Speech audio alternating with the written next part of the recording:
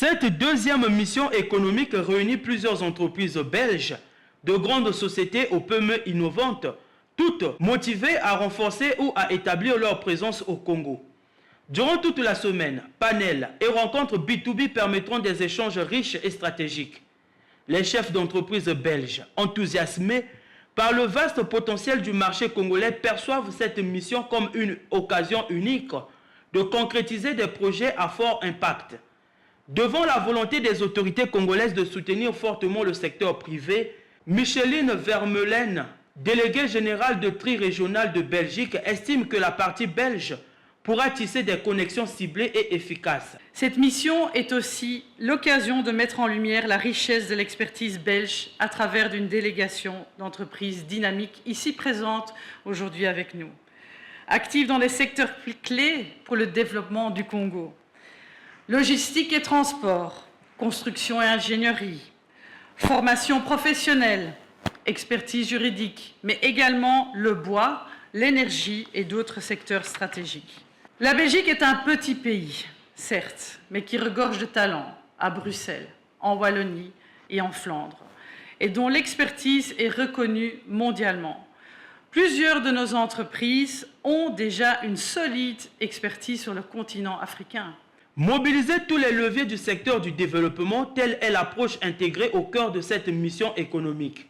Du haut de la tribune, Alexandre Dianosso, chargé d'affaires, a mis en avant les liens solides entre la Belgique et le Congo. Nos relations économiques sont déjà profondes.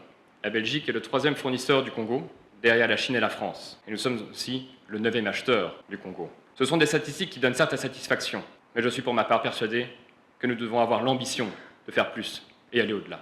Le CFCO, longtemps considéré comme l'épine dorsale de l'économie nationale, reste au cœur des préoccupations. Paul Obombi, président de la Chambre de commerce, d'industrie, d'agriculture et des métiers de Brazzaville, a plaidé pour une meilleure valorisation du transport ferroviaire.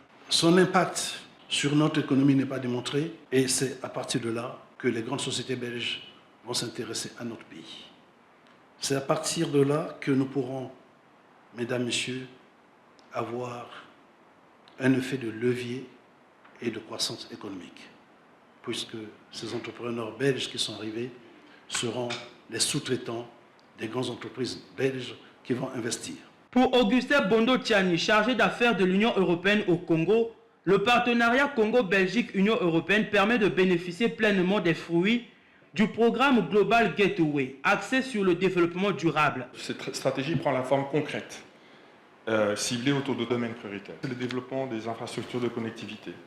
Cela signifie moderniser, relier les voies ferroviaires, moderniser et relier les routes, les voies fluviales, et tout cela en particulier autour du corridor économique vital qui est le Pointe-Noire, Brazzaville, Kinshasa, Bangui, et voire au-delà. La clôture de la mission économique du Royaume de Belgique aura lieu à Pointe-Noire avec des visites de terrain au programme